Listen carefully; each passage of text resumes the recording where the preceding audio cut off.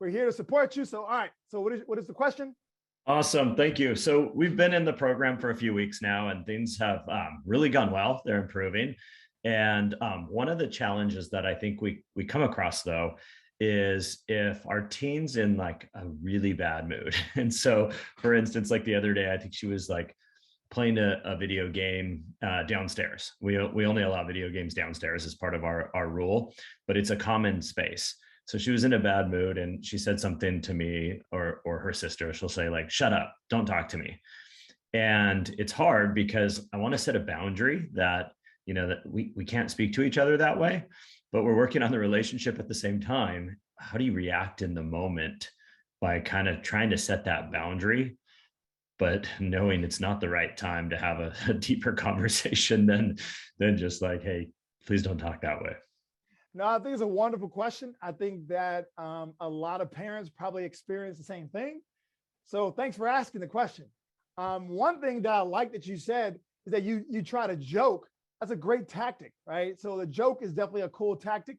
It can work sometimes it won't work. It looks like in this case, it didn't work. And then I could tell Joel has been paying attention because he knew the answer. Timing is everything. All right. So the time to reprimand your child for anger, it's you can, right? I mean, ultimately you could do it. They can get in trouble right away. You can say, "Go to your room. Don't ever talk to me like that again. Go to your room." You can absolutely do that. But the question I always would ask is that accomplishing your goal? No. And I'm gonna tell you now, it's not. And this is not because they're a teenager. This is because they're a human.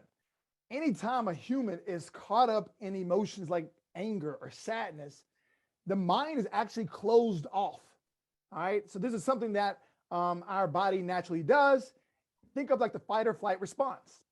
Some people react. I mean, obviously, we're not dealing with bears and saber-toothed tigers and all that. So we react to just like first century problems, right? And the way some people react is anger. Like this case, she's like, "Shut up," so anger. Some people actually just shut down and don't talk. But in any case, their mind is closed off because it's the fight or flight response in the body. So the heart rate is increasing, their breathing is increasing.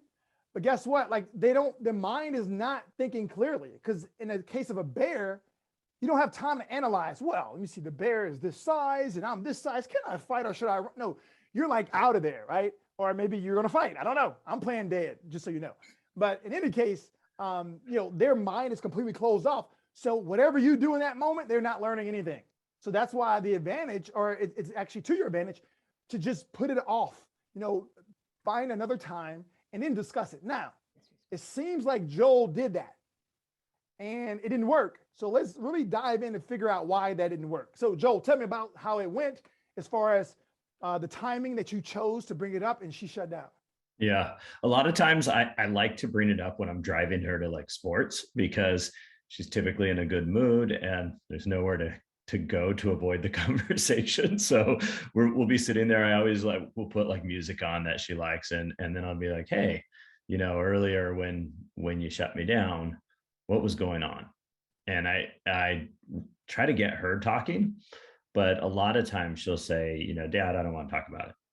And I don't know, if we never talk about it, I feel like I as a parent, I want to set a boundary that, in our house, we treat each other with respect and we'll show you respect. Got it. So that makes perfect sense. So it sounds like there's already a pattern developed in her head that if she has this, like she says something that's disrespectful to you guys, that you're going to talk to her in the car when she's on the way. And so it sounds like she's prepared to be like, "Hey, I don't want to talk about it. I don't even want to discuss it." There's two reasons why that could happen. Number one is because she knows what you're going to talk about. She knows that it's about respect, and clearly you guys don't see eye to eye on the respect issue. Mm-hmm. Or she's embarrassed. It's like it's hard for a teenager sometimes to be like, "Yeah, you're right. I was wrong." So that could be it.